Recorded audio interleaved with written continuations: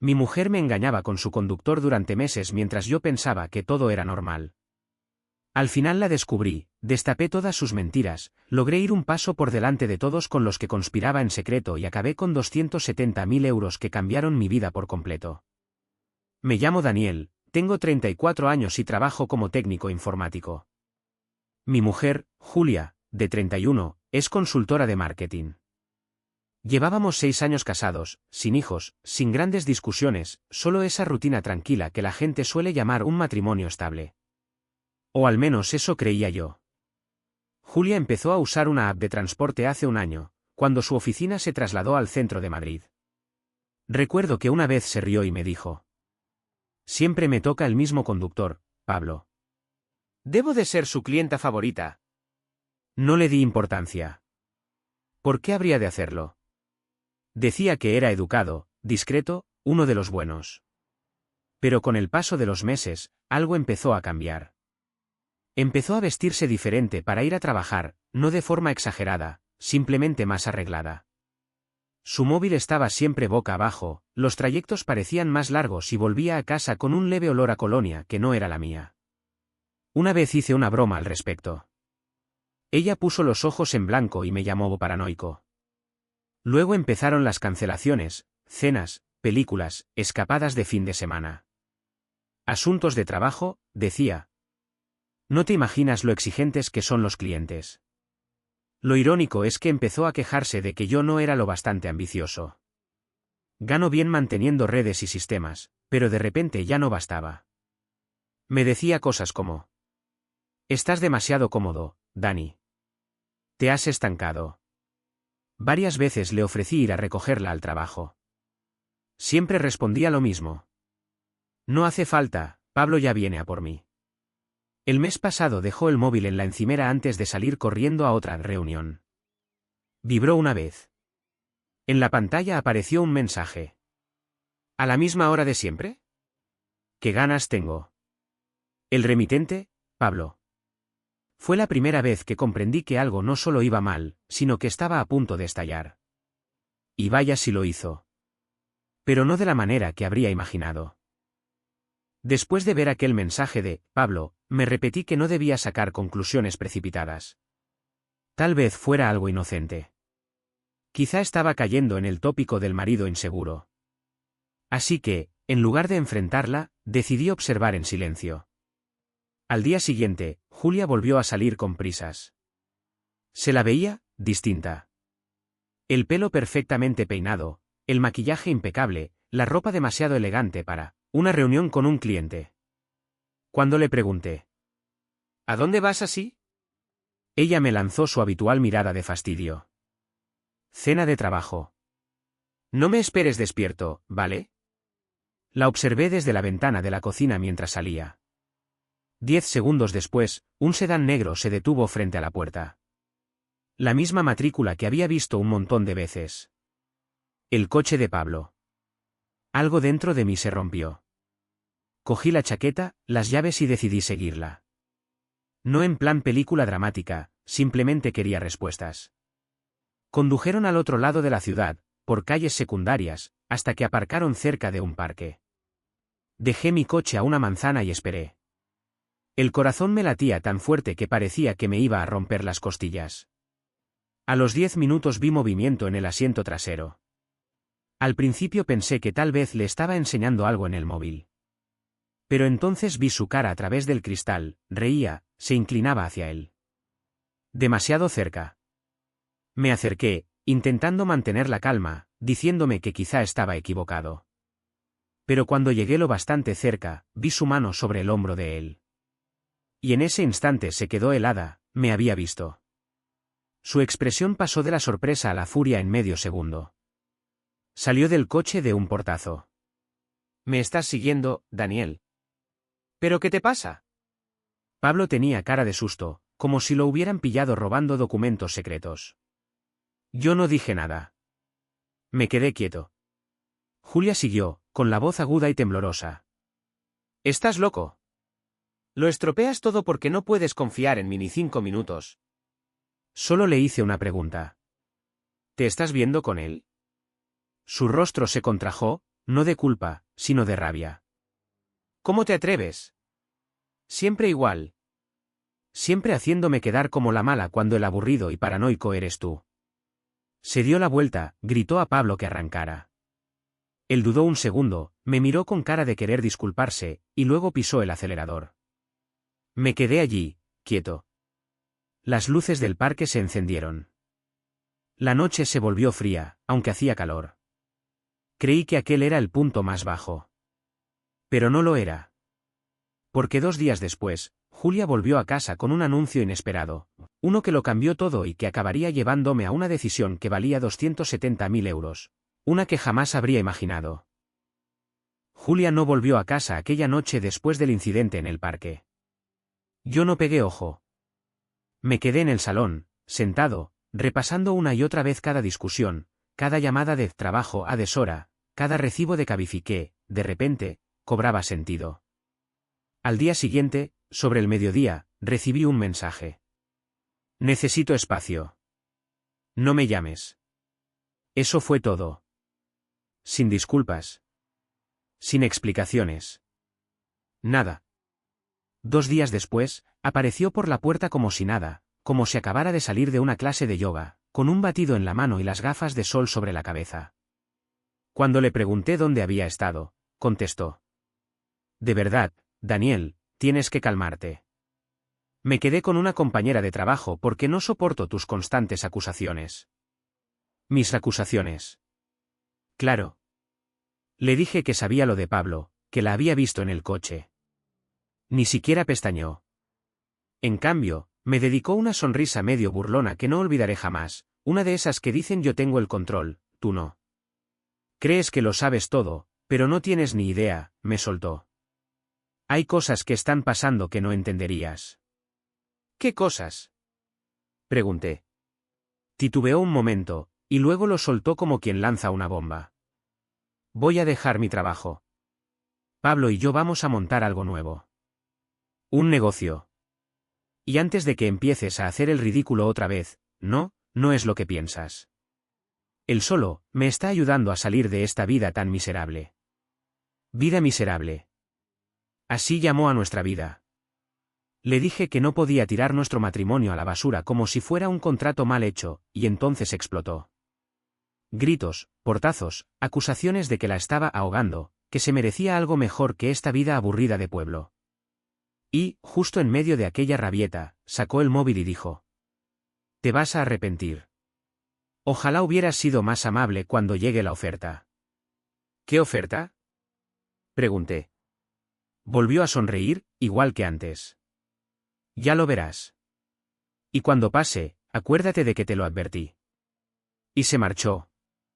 Esa fue la última conversación normal que tuvimos. Porque una semana después, recibí un correo electrónico de un nombre que no conocía, y todo cambió. El asunto decía. Señor López, nos gustaría hablar sobre un acuerdo financiero confidencial relacionado con su esposa. Debí de leer aquel correo una docena de veces. Señor López, nos gustaría hablar con usted sobre un acuerdo financiero confidencial relacionado con su esposa. Sin nombre de empresa, sin logotipo, solo una dirección de correo que parecía corporativa. Pensé que sería una estafa. Pero la curiosidad pudo más, así que respondí. ¿Quién es usted? 1 hora después, me llamó un número oculto. La voz al otro lado sonaba tranquila, profesional, como ensayada. Señor López, le habla Tomás Becerra. Represento a un cliente privado con cierto interés en su esposa, Julia. Preferiríamos hablar de esto en persona. Podría resultarle muy beneficioso. Casi me reí. Mi mujer ya está beneficiando a otro, dije. No estoy interesado. No se inmutó. Si me permite explicarlo, creo que cambiará de opinión. Hablamos de una posible compensación de unos 270.000 euros. Ahí me quedé helado. Concertó una cita para la mañana siguiente, en un hotel del centro, uno de esos edificios modernos de cristal donde una noche cuesta lo que yo gano en una semana. Estuve a punto de no ir, pero algo me decía que aquello iba más allá de Julia y Pablo. Cuando llegué, el vestíbulo estaba casi vacío. Un hombre con traje gris me hizo una seña. 40 y tantos, maletín, sonrisa neutra. Tomás Becerra, se presentó. Deslizó una carpeta por la mesa. Dentro había fotos de Julia, nada íntimo, pero con aspecto de seguimiento, saliendo de edificios, reuniéndose con gente trajeada, entregando sobres. Dijo. Su esposa lleva un tiempo colaborando con un tercero bajo un acuerdo de confidencialidad. Parece que no ha sido del todo sincera con varias personas, usted incluido. Pregunté. ¿Quiénes son esas personas? Esbozó una media sonrisa. Digamos que no pertenecen al sector del marketing. Quise más respuestas, pero no dio detalles. Solo añadió. Está a punto de recibir una oferta de contrato de 7 cifras. Pero si usted colabora, mi cliente está dispuesto a pagarle a usted los 270.000 euros, para que firme ciertos documentos antes que ella. ¿Qué documentos? Pregunté. Una disolución inmediata del matrimonio, de forma discreta, antes de que ella pueda cerrar su acuerdo. No tenía sentido. Pero la mirada de aquel hombre me dejó claro que no era ningún engaño. Salí del hotel como si acabara de entrar en la vida de otra persona.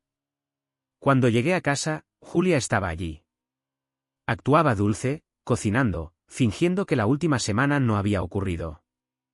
Y cuando le conté lo de la reunión, se quedó pálida. Entonces dijo algo que me heló la sangre.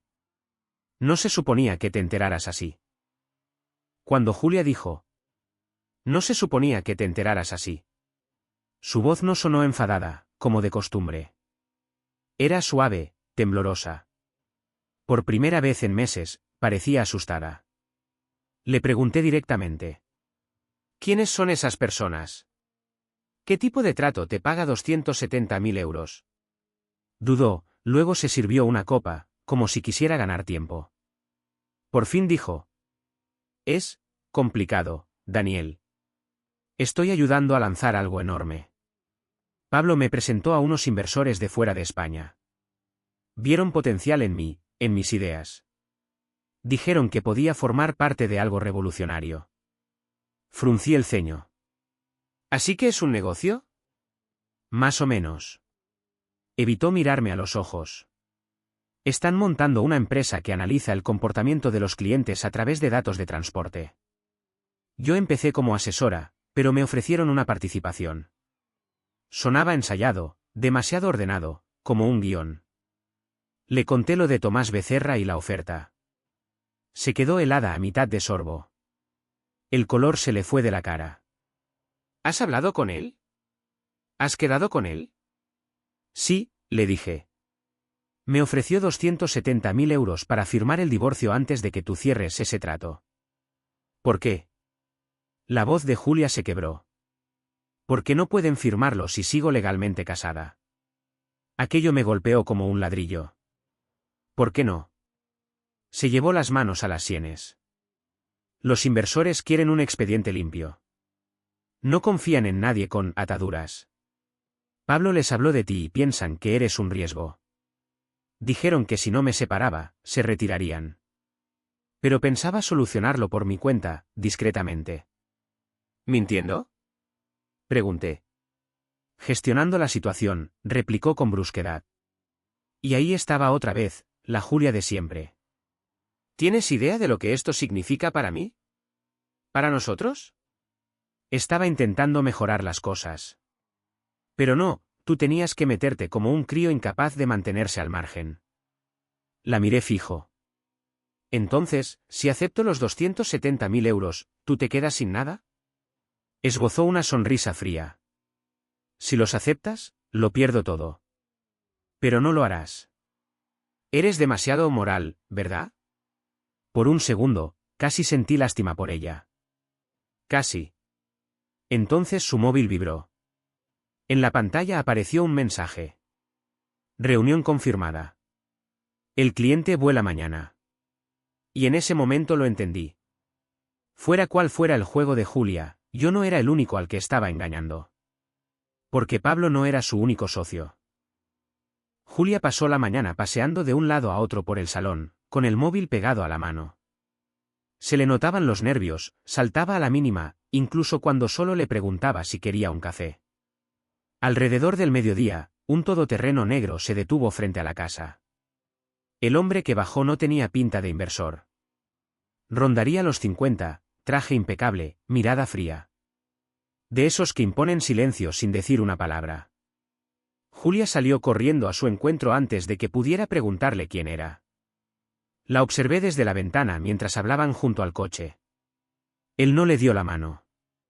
Solo le entregó una carpeta y señaló algo dentro. Julia asintió con nerviosismo, luego miró hacia la casa, hacia mí, y enseguida apartó la vista. Cuando volvió a entrar, estaba otra vez pálida. Daniel, dijo en voz baja, por favor, no hagas ninguna tontería hoy. Prométemelo. Ahí me di cuenta de que tenía miedo de verdad. No estaba enfadada, estaba asustada. ¿Quién es ese hombre?, pregunté. Miró de reojo hacia la ventana. Es uno de los principales inversores.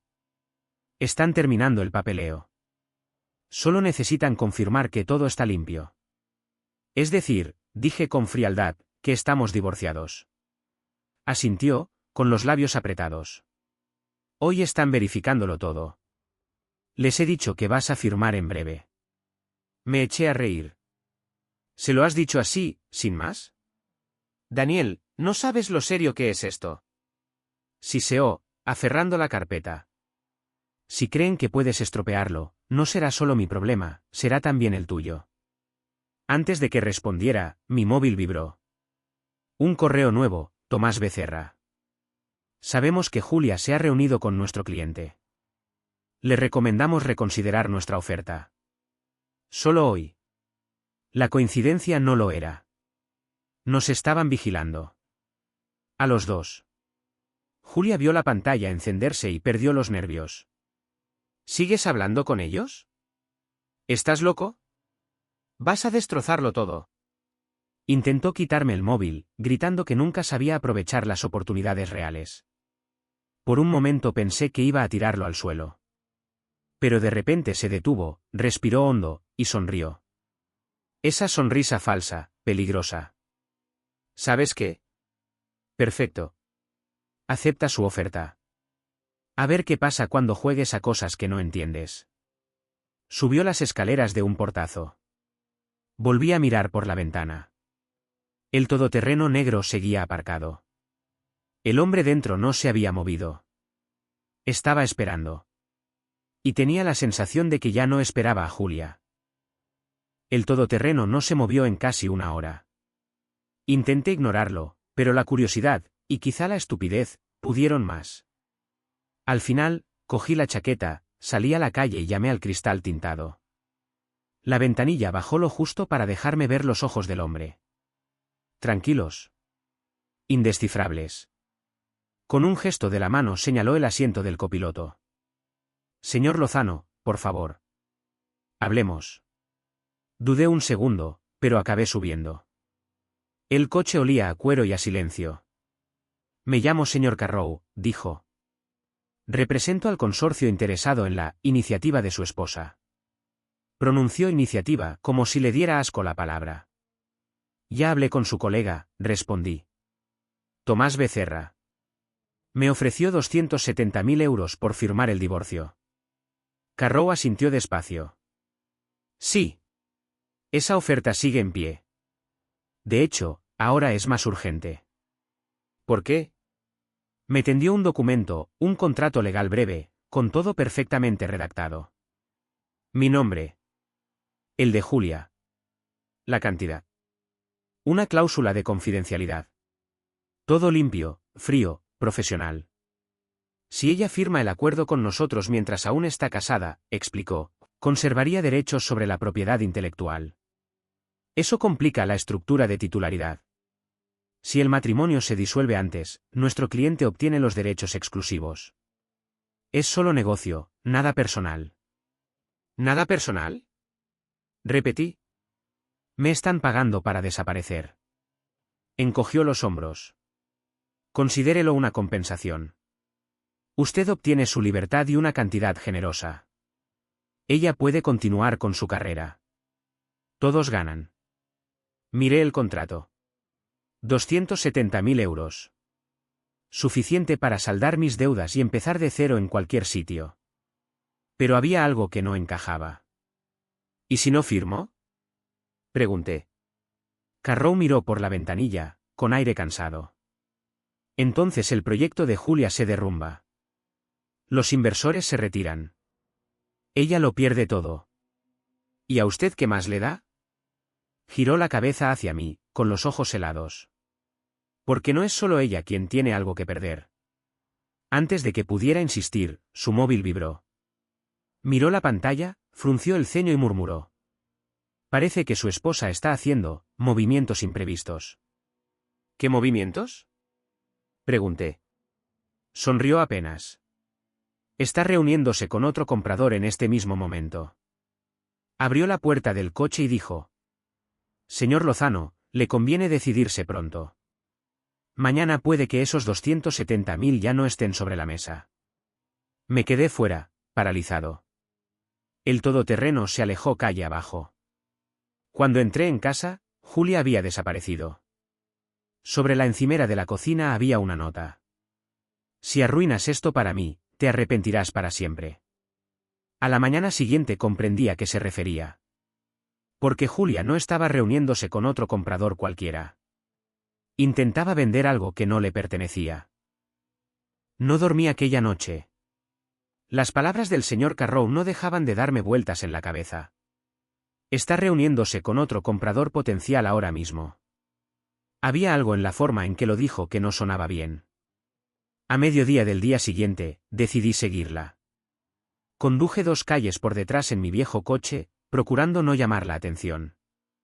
Julia entró en un edificio de oficinas en el centro, con ese aire de quien cree que todo le pertenece. Pablo iba con ella. ¿Tranquilo? Demasiado tranquilo. Los vi desaparecer en el ascensor mientras aparcaba cerca. Entonces me di cuenta de un detalle que me encogió el estómago, el maletín que llevaba. Elegante, corporativo, y lo bastante pesado como para no contener solo papeles. Entré en el edificio fingiendo ser un visitante más. Desde el vestíbulo vi cómo se metían en una sala de reuniones acristalada. Dentro había varios hombres trajeados. Julia colocó el maletín sobre la mesa y lo abrió. Lo que vi me dejó helado. No era dinero. Ni contratos. Eran planos, diseños, prototipos de una aplicación o servicio que analizaba los movimientos de los usuarios de transporte compartido.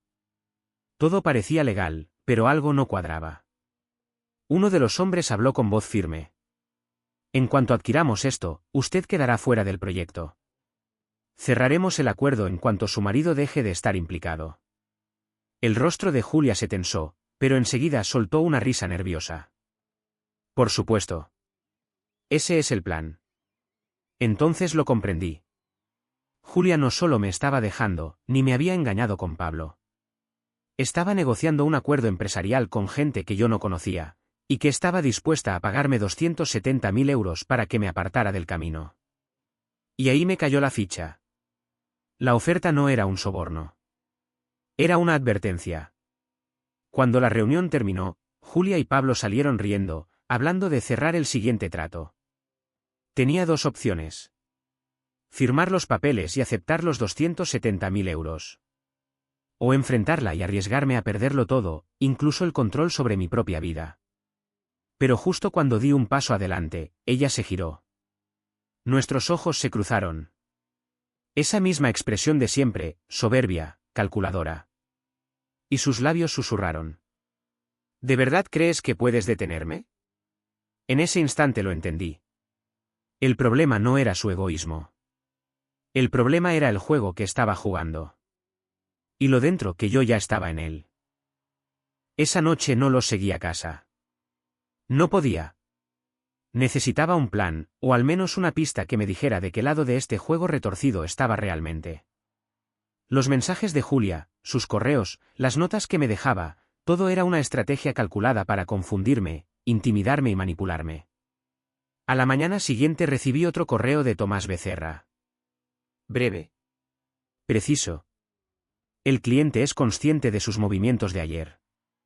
Le recomendamos prudencia. La oferta sigue en pie. 270.000 euros. Firme antes de las 5 de mañana. Me quedé mirando la pantalla. El pulso se me aceleró. 270.000 euros. Una firma. Podía escapar de todo esto, desaparecer, empezar de nuevo. O, podía enfrentar a Julia y descubrir hasta qué punto llegaban sus mentiras. Decidí hacer ambas cosas. Llamé primero a Pablo, fingiendo ser un inversor interesado. Para mi sorpresa, contestó. Le pregunté, con vaguedad, por los planes de Julia, procurando que no mencionara nada sobre los inversores. Cada respuesta que daba solo confirmaba lo que ya sospechaba.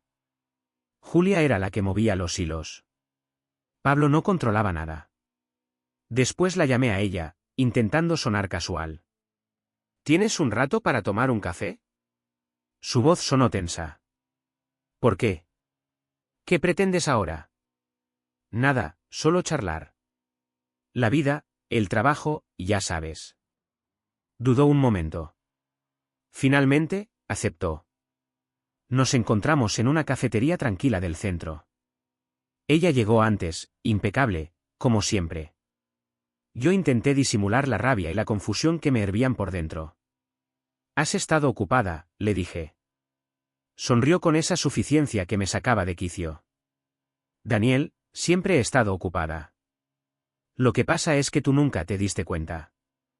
Me incliné hacia adelante, bajando la voz. «Lo sé todo, Julia». Pablo. Los inversores. Los contratos. La oferta de los 270.000 euros. Sus ojos se abrieron ligeramente. No era sorpresa, sino la certeza de que había perdido el control de la información. «Estás faroleando», replicó. Negué con la cabeza. Ni mucho menos. Incluso sé que hay otro comprador a punto de entrar. Y sé por qué el cliente quiere que yo desaparezca. Su sonrisa volvió, fría, desafiante. ¿Y qué? ¿Vas a detenerme?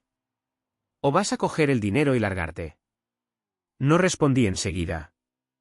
En ese instante me di cuenta de algo. Ella creía tener el control del juego. Pero no sabía que yo también podía jugar. El reloj corría. Al día siguiente, a las 5, la oferta desaparecería. Y tenía que decidir. ¿Aceptar el dinero, o jugármelo todo para desenmascararla? Esa noche no pegué ojo.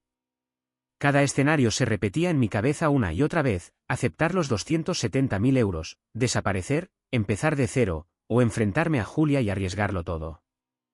Pero siempre volvía al mismo pensamiento: ella no era solo egoísta, era imprudente. Y esa imprudencia podía convertirse en mi ventaja. Pasé horas rebuscando entre correos, mensajes y recibos antiguos. Cada trayecto de Uber, cada nota de reunión, cada movimiento bancario sin explicación. Poco a poco fui dibujando su red: Pablo, los inversores, el misterioso Carrow, incluso Tomás Becerra. Al amanecer, ya tenía un plan. Paso 1. Parecer tranquilo, neutral, como si no tuviera ni idea de lo que estaba pasando. Paso 2. Obligarla a moverse primero. Paso 3. Conseguir que Becerra o Carrow quedaran grabados o, al menos, se delataran. Llamé a Julia y le propuse comer juntos. Dudó, pero aceptó. Probablemente seguía pensando que yo era el marido ingenuo al que podía seguir manejando. Llegué antes y elegí una mesa con buena vista a la entrada. Ella apareció unos minutos después, vestida como una ejecutiva a punto de cerrar una adquisición. Pablo venía detrás, cargando su maletín como un ayudante fiel. No dije nada. Solo sonreí con cortesía. Ella me observó con desconfianza, escudriñando mi rostro como si buscara una grieta. Finalmente, habló. «Daniel, ¿por qué sigues con esto? ¿Por qué no puedes simplemente mantenerte al margen?» Me recosté en la silla, entrelazando las manos. «Porque creo que estás a punto de cometer un error. Y los errores cuestan dinero. A veces, 270.000 euros. Sus ojos titilaron. «No te atreverías». No respondí. Solo silencio. Entonces empezó a teclear furiosamente en el móvil y murmuró a Pablo. «Haz que desaparezca, ¿vale?» Esa fue mi señal. Metí la mano en el bolsillo y envié un solo mensaje a Tomás Becerra. Está haciendo su jugada. Necesito que confirméis que su acuerdo se ha detenido. La tengo grabada en el café. Minutos después, mi móvil vibró. Becerra respondió. Enviamos a un representante. No intervenga más. Julia se dio cuenta de que miraba el teléfono. El pánico cruzó su cara. La arrogancia se desvaneció. Y por primera vez en meses, vi miedo en sus ojos. El siguiente movimiento era suyo. Pero, por primera vez, no era yo el que estaba siendo manipulado. Sobre la tarde, una berlina negra se detuvo frente a la cafetería. Bajó un hombre con un traje gris impecable, Carrow. Tranquilo, frío, preciso. Ni siquiera miró a Julia al acercarse a mi mesa. Señor Daniel, dijo al sentarse frente a mí. Tenemos que hablar sobre las actividades de su esposa. Asentí, sujetando el móvil discretamente. Julia y Pablo estaban en una mesa cercana, susurrando como si se quemaran. No se había dado cuenta de que Carrow ya estaba allí. Está intentando negociar fuera de los cauces pactados, continuó Carrow. Eso puede poner en peligro todo el proyecto. Nos gustaría contar con su colaboración para contener la situación. ¿Ese ofrecimiento de 270.000 euros del que hablamos? Sigue en pie, si actúa rápido. Me incliné hacia adelante. ¿Y si no firmo? Pregunté. La expresión de Carrow no cambió. Entonces el acuerdo se viene abajo. Julia lo pierde todo. Puede intentar salvarlo por su cuenta, pero los inversores se marcharán. Está jugando con gente mucho más grande que ella. Miré a Julia. Al verme, su cara se torció de rabia. Daniel. Bufó en voz baja. Deja de tramar cosas o te arrepentirás. Esbocé una media sonrisa. Qué curioso, dije. Yo creía que quien tenía el control eras tú. Carrow me entregó una carpeta. Dentro, comunicaciones de Julia, contratos, incluso apuntes de Pablo. Pruebas claras de que había estado intentando atajos, negociando a escondidas y manipulando a los inversores. Todo esto puede utilizarse legalmente contra ella si fuera necesario, dijo Carrow. O puede usted firmar, coger el dinero y salir discretamente. Sentí la tensión como electricidad en el ambiente.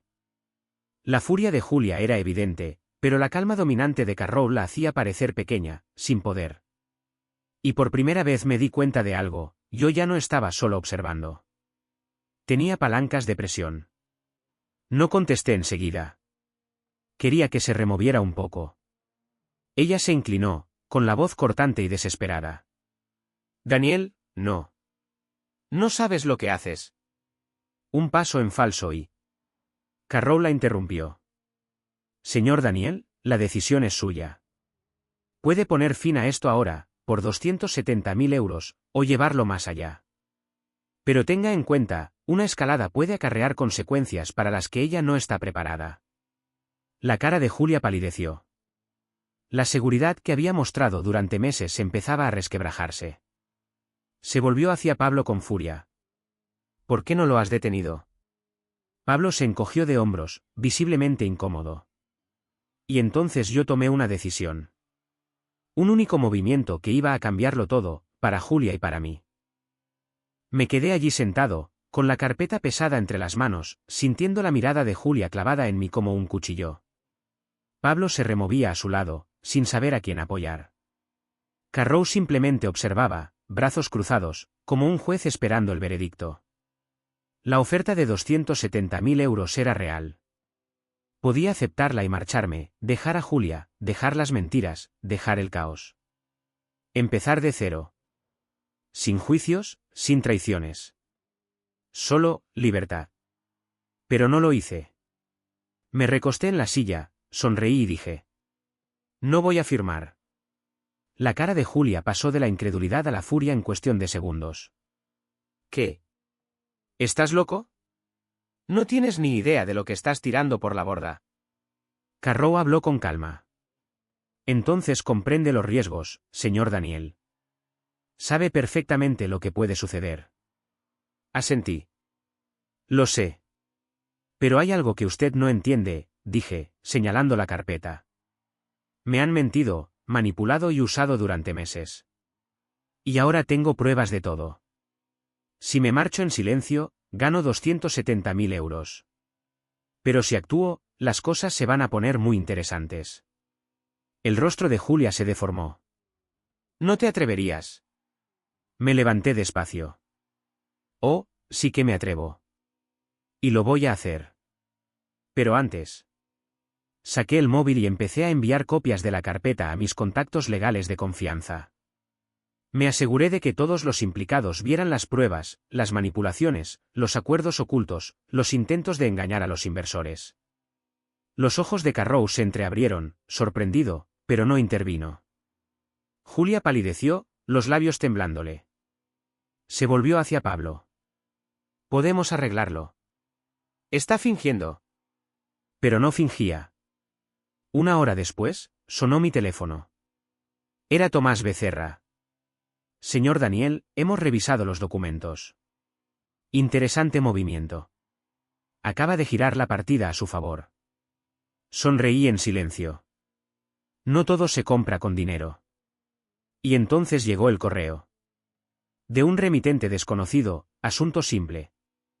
Señor Daniel, gracias por su colaboración. Se transferirán 270.000 euros a su cuenta. Considérelo, una compensación por haber elegido la integridad antes que la codicia. Julia me miró como si hubiera visto un fantasma. Pablo murmuró, no pensé que fuera capaz. No me importaba ya lo que pensaran. Porque la ironía era esta, acabé recibiendo el dinero, no por firmar los papeles, sino por exponer el fraude, mantener mi integridad y asegurarme de que Julia no pudiera volver a manipular a nadie. A veces, ganar no consiste en jugar según sus reglas. Consiste en cambiar el juego. Después de los correos y de la transferencia, la casa se sintió distinta. Silenciosa. Tensa. Julia no me habló en horas. Pablo se quedó cerca de la puerta, incómodo, sin saber qué hacer. Al caer la tarde, las noticias empezaron a correr. Los inversores, tras ver las pruebas que había enviado, se retiraron del proyecto. Julia intentó llamar a Carrow, a Tomás Becerra, a cualquiera que pudiera salvar la situación. Nadie respondió. Entró en el salón como un torbellino, con el rostro encendido por la rabia. «Has arruinado todo. ¿Tienes idea de lo que has hecho?» Yo seguía sentado, tranquilo, con un vaso en la mano. «No he arruinado nada, Julia. Lo hiciste tú. Mentiste, manipulaste y jugaste con gente mucho más poderosa de lo que creías. Yo solo mostré la verdad». Me lanzó un fajo de papeles. «Te vas a arrepentir. ¿Crees que con dinero se arregla todo? Podía haber llegado muy lejos». Negué despacio. «Entiendo más de lo que crees. Y ahora tienes dos opciones, arreglarlo con honestidad, o quedarte sin nada. Exactamente lo que querías hacer conmigo». Respiraba con dificultad, los ojos desorbitados, como un animal acorralado. Pablo intentó decir algo, pero ella le hizo un gesto cortante. «No te necesito». Por primera vez, Julia estaba sin poder. Los inversores se habían ido, Carrow había desaparecido, y la oferta de Becerra ya no existía. Había apostado todo a la manipulación, y lo había perdido. Entonces comprendí que los 270.000 euros no eran solo para mí. Eran una lección. Algunos creen que tener el control significa dominar a los demás. Yo había aprendido que, a veces, el verdadero control está en saber cuándo actuar. Julia se marchó aquella noche, dando un portazo. Pablo la siguió, con la cabeza gacha. No me importó. Me quedé solo. Pero más rico. No solo en dinero, sino en claridad. Y lo más extraño fue que, no me sentía triste. A la mañana siguiente, la casa se sentía vacía. Julia se había ido. Pablo también. Incluso la tensión que me había mantenido en vilo durante meses había desaparecido. Era un silencio extraño, casi pacífico. Me senté en la mesa de la cocina, con el portátil abierto, repasando los correos, los contratos, las capturas de pantalla, todo lo que había conducido a este desenlace tan improbable. 300.000 euros. Por nada más que sacar la verdad a la luz. No se sentía exactamente como una victoria. Más bien como sobrevivir a un huracán que todos los demás creían controlar. Pensé en Julia, en lo manipuladora, iracunda y egoísta que había sido. En cuanto me había subestimado. Había tejido una red compleja, convencida de que podía manejarlo todo sin consecuencias. Y aún así, fue ella quien se dejó al descubierto, quien me dio la oportunidad de hacer una sola elección que lo cambió todo. Entonces lo entendí, el dinero, el poder, la influencia, nada de eso importa si no controlas tus propias decisiones. Podría haber elegido el camino fácil, firmar los papeles, marcharme en silencio. Pero lo que gané no fue solo dinero. Fue control. Llamé a mi abogado para confirmar la transferencia y revisar los aspectos legales. Todo estaba en regla. Los 270.000 euros eran míos, completamente míos. Sin condiciones. Y lo más irónico era que no me dolía haber perdido a Julia. De alguna forma, el caos que ella había creado me había dado algo que ni siquiera sabía que deseaba, libertad. Libertad de las mentiras, de la manipulación, de una vida en la que siempre caminaba con miedo. Empecé a planear. No una venganza. No una huida. Una vida nueva. Lejos del ruido, lejos del caos, donde nadie pudiera volver a manipularme. Un lugar donde las reglas las pusiera yo. Y, aún así, en el fondo, sabía que esta historia no había terminado. Julia cometería errores. Siempre lo hacía. Pero esta vez, sería ella quien afrontase las consecuencias. Mientras yo tenía la recompensa más insólita de todas, marcharme más rico, y más sabio. Pasaron las semanas. Julia no volvió. Pablo desapareció, y los inversores se esfumaron como si todo aquel drama hubiera sido una función de sombras. Por fin sentía una calma extraña, hasta que un nuevo correo apareció en mi bandeja de entrada. Asunto. Última oportunidad, señor Lawson. Lo abrí. El mensaje era breve. Ha demostrado integridad y buen juicio. Nuestro cliente desea ofrecerle una última elección. Puede conservar los 300.000 euros ya transferidos o renunciar a ellos por completo y recibir una recompensa mucho más inusual, una que podría cambiarle la vida para siempre. La oferta expira en 24 horas. Mi primer pensamiento fue, una estafa. Pero después de todo lo que había vivido, sabía que no lo era. Las artimañas de Julia, los inversores, Carrow, Beck, nada de aquello había sido normal. Esto tampoco lo era. Me quedé mirando la pantalla, pensativo. Podía quedarme con los 300.000, seguir adelante en silencio, empezar de nuevo. O, arriesgarlo todo otra vez por algo desconocido, algo que tal vez superara cualquier expectativa. Pensé en Julia, egoísta, manipuladora, temeraria, y entendí la ironía. Ella había apostado todo por una ganancia incierta, mientras que yo, manteniendo mi integridad, había obtenido mucho más de lo que jamás imaginó. Escribí una sola frase como respuesta. Acepto la recompensa inusual. Menos de una hora después, recibí una llamada desde un número desconocido. La voz era tranquila, neutra, casi robótica. Señor Lawson, acuda a la dirección que le hemos enviado por correo. Lo que recibirá va más allá del valor económico. Ha elegido entrar en una vida que no se rige por las reglas habituales. Sentí el pulso acelerarse. Nervios. Expectación. Miedo. Cuando colgué, comprendí la verdad. No solo había sobrevivido a las mentiras y manipulaciones de Julia. Las había transformado en algo extraordinario. Había elegido lo desconocido. Y eso, pensé mientras cogía el abrigo, era infinitamente más valioso que cualquier cantidad de dinero. Porque hay victorias que no se miden en euros, sino en libertad, en oportunidad. Y en la posibilidad de salir por completo del juego que todos los demás siguen jugando. Y mientras cruzaba la puerta hacia lo que me esperaba, supe una cosa con certeza. Mi vida ya nunca volvería a ser ordinaria.